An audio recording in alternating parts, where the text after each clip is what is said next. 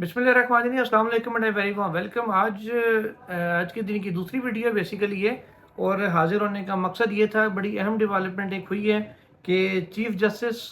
Peshawar high court की जानिब से ख़त लिखा गया है chief justice of Pakistan justice काजी फ़ाइज़ ईसा को। इसमें उनकी जानिब से ये मौक़िफ़ अपनाया गया है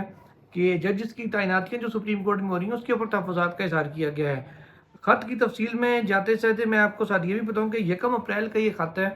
जो जस्टिस इब्राहिम खान की जानिब से लिखा गया है। थोड़ा सा बैकग्राउंड में चलते हैं पहले, उसके बाद आपको इस ख़त की तफसील बताता हूँ। 2015 की अगर हम बात करें, टेन्योर था साबिक चीफ जस्टिस अनवर ज़ैद जमाली का। उसके बाद आए साबिक चीफ जस्टिस साकिब निसार, वो आए वो गए। उसके बाद आ गए जस्टिस आसिफ सईद खोसा साहब, जस्टिस गुलजार साहब आए, उमर अता बंदयाल साहब आए। सब चीफ जस्टिस आते रहे जाते रहे, उनका दौर ख़त्म होता रहा। एक चीज़ कॉमन रही, वो कॉमन चीज़ क्या थी? चीफ जस्टिस, मौजूदा चीफ जस्टिस काजी फ़ाइज़ ईसा और उनकी ख़तों किताबत, एक के बाद एक ख़त, एक के बाद एक ख़त, हर इशू पे ख़त। ये तैनाती ऐसे क्यों हो गई, ये चाय का कप यहाँ पड़ा होना चाहिए था, वहाँ क्यों रख दिया, ये क्यों कर दिया, वो क्यों कर दिया, ख़त पे ख़त लिखते थे। और आज जब वो ये सुप्रीम कोर्ट में बैठे कह रहे थे कि जनाब पटिशन दायर होती है, साथ ही ना मीडिया पे आ जाती है, कोर्ट के अंदर बाद में पहुँचती है, इस चीज़ से हमें बड़ा प्रॉब्लम होता है। तो हजूर, आपके जो खतूत थे जो आप लिखते थे, वो चीफ जस्टिस के आपके चैम्बर से निकल के उस चैम्बर में बाद में पहुंचे थे। पहले वो हमारे दोस्तों मतीउल्लाह जान हों, असद तूर हों, जो आजकल आपको दोनों बुरे लग रहे हैं, उन तक पहुंच जाते थे। असनाद मलिक साहब तक पहुंच जाते थे, ट्रिब्यून वाले, और जिनको शेयर किए जाते थे वो फिर आगे से वो खबरें उसकी चलाते थे, और बाकी सब तक वो बाद में चीज़ें हम समेत बात तक हम लोगों के पास वो बाद में आती थी, क्योंकि उन लोगों को डायरेक्ट चली जाती थी, हमें तो घूमते फिरते दाएँ बाएँ से आती होती थी चीज़। तो वो जो एक ख़त लिखने वाला उनका मामला था, जो बंदयाल साहब के दौर में हमने देखा कि एक के बाद एक ख़त वो लिख रहे होते थे, वो आज उन्हीं की कह लें कि मेडिसिन से ट्रीट करने की कोशिश की है जस्टिस इब्राहिम खान ने। वो अपने ख़त में लिखते हैं कि जनाब सुप्रीम कोर्ट में 4 जजेस की वैकेंसीज खाली थी, लेकिन हैरानकुन तौर पे जुडिशल कमीशन ऑफ पाकिस्तान, जिसके chief justice of Pakistan chairman है, उन्होंने सिर्फ एक तैनाती अमल में लाई। वो थी जस्टिस नईम अख्तर अफगान की। जो तमाम जो सूबाई जो है हाई कोर्ट्स के चीफ जस्टिस हैं, उनमें सीनियर तरीन थे। वो क्योंकि सीनियर तरीन होने की वजह से एलिवेट होकर सुप्रीम कोर्ट ऑफ पाकिस्तान आ गए। अब रह गई बाकी जो 3 सीटें थी। असूल तो यही था कि जो बाकी हाई कोर्ट्स के सीनियरिटी वाइज थे उन सबको लाया जाता, लेकिन नहीं लाया गया। सीनियरिटी में दूसरे नंबर पे थे जस्टिस ये जो है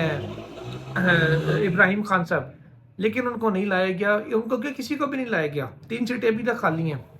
और अगर हम बात करें चीफ साहब की, काजी फ़ाइज़ साहब की, तो बंदयाल साहब के दौर में जब 2 से 3 वैकेंसीज खाली थी, तो लेटर पे लेटर लिखते थे, इतने 100 दिन गुजर गए, इतने हज़ार मुकदमात पेंडिंग है, क्यों नहीं तैनातियाँ हो रही। उनके जुलाई 2023 के ख़त का तो हवाला भी खुद दिया है इब्राहिम खान साहब ने, कि आपने बंदयाल साहब को ख़त लिखा था कि जनाब सस्ते और फौरी इंसाफ के ज़रूरी है कि जजेस की तैनातियाँ हों, सुप्रीम कोर्ट मुकम्मल हो, जो आइन में तादाद दी गई है वो पूरी हो, तभी जाके आइन के मुताबिक फ़ैसले हो सकेंगे, लोगों को इंसाफ हो सकेगा, उनके मुकदमात जो हैं वो ख़त्म हो सकेंगे। लोग हमें इसलिए तनख्वाह देते हैं कि जनाब उनके मुकदमात सुने, उनके बर वक्त फ़ैसले करें। और हलफ भी याद कराते थे आप अपने हर ख़त में कि जनाब हमने स्पीडी जस्टिस का, विदाउट एनी फियर और फेवर फैसले करने का और एकदम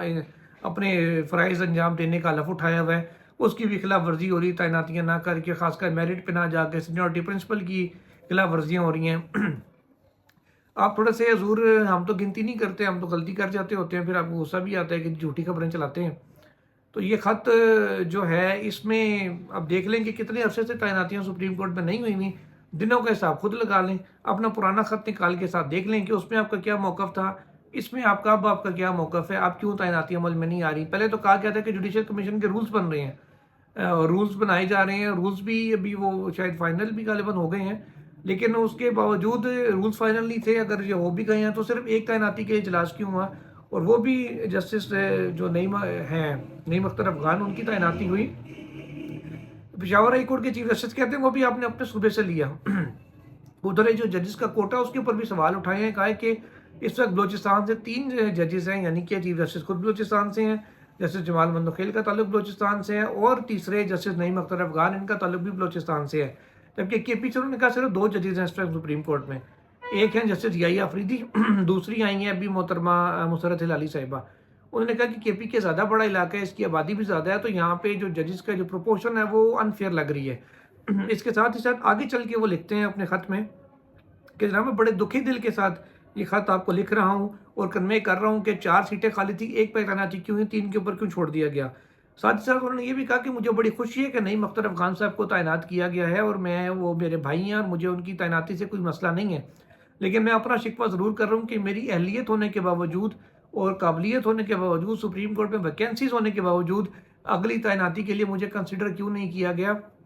وہ یہ بھی بتاتے ہیں کہ جناب میں نے 31 سال سے، انہوں نے کہا کہ میں مذہبی فریضہ سمجھ کے ادا کر رہا ہوں اپنے عدالتی فرائض، اور جو میرا ایمان ہے قانون کے مطابق اور انصاف کرنے کا اور قانون کی حکمرانی،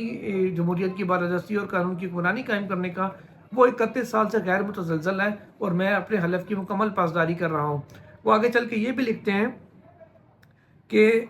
کوئی ابھی تک وجہ سمجھ میں نہیں آ رہی کہ کیا وجہ ہو سکتی ہے میری تعیناتی نہ کرنے کی، اور ایک اہم بات انہوں نے کی ہے، وہ یہ کہتے ہیں کہ میرے شاید ذاتی طور پہ ایسے مراسم نہیں ہیں کسی کے ساتھ جو عموماً سپریم کورٹ ایلیویشن میں یا ایسی تعیناتیوں کے دوران کام آتے ہیں۔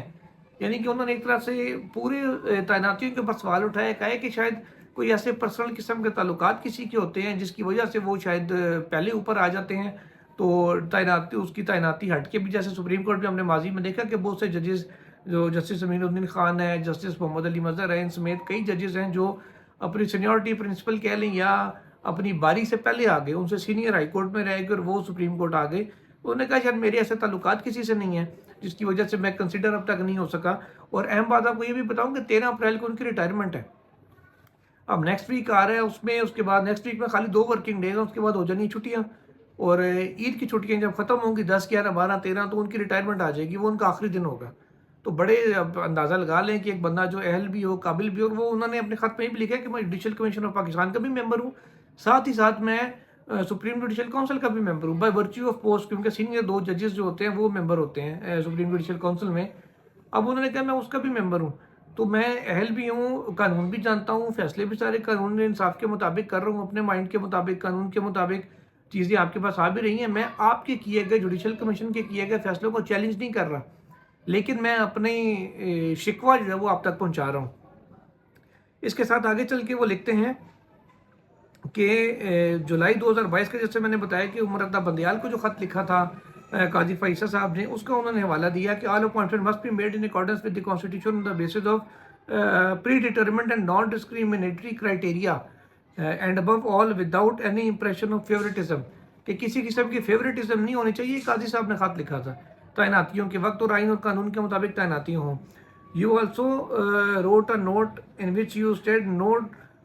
not to act arbitrarily, arrogance, تکبر and ego،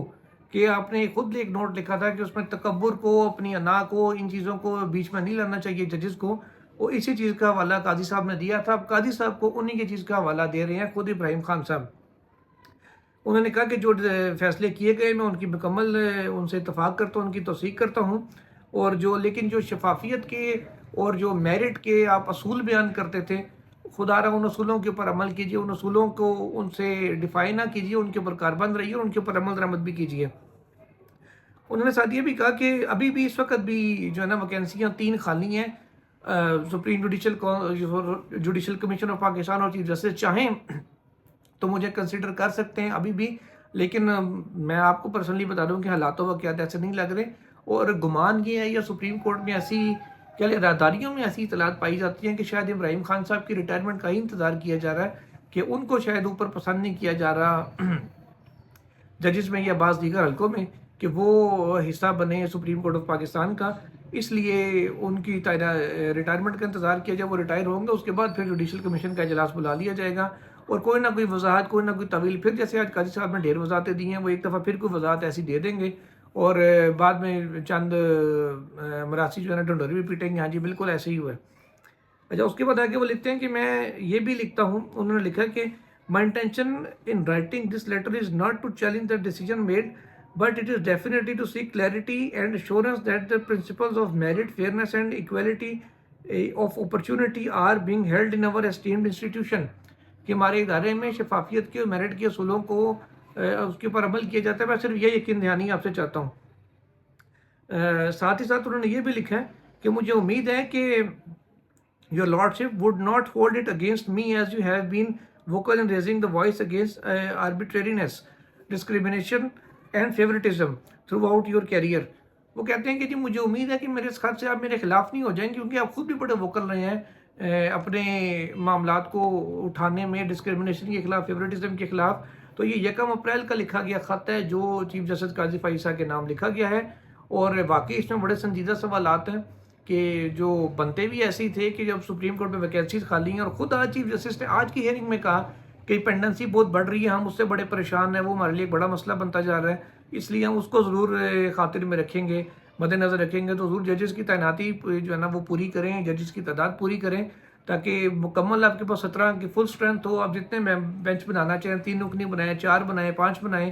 یا 2 رکنی بینچز کر کے زیادہ کر دیں، جہاں ضروری ہے وہاں 3 کر دیں، تاکہ ایٹ لیسٹ جو مقدمات ہیں وہ سماعت میں تو آئیں. کئی ایکسٹرا بینچز آپ کو مل سکتے ہیں، 3 جج جیسے مزید ویکینسی ہیں آئیں گے، آپ کے پاس ایک پورا 3 رکنی ایکسٹرا بینچ آ سکتا ہے جو ایک دن میں 30 40 25 30 کیسز کو آرام سے نکال سکتا ہے. جیسے باقی بینچز نکال رہے ہیں تو ذرا انصاف کا فلو ہے نا وہ جلدی ہو جائے گا. اب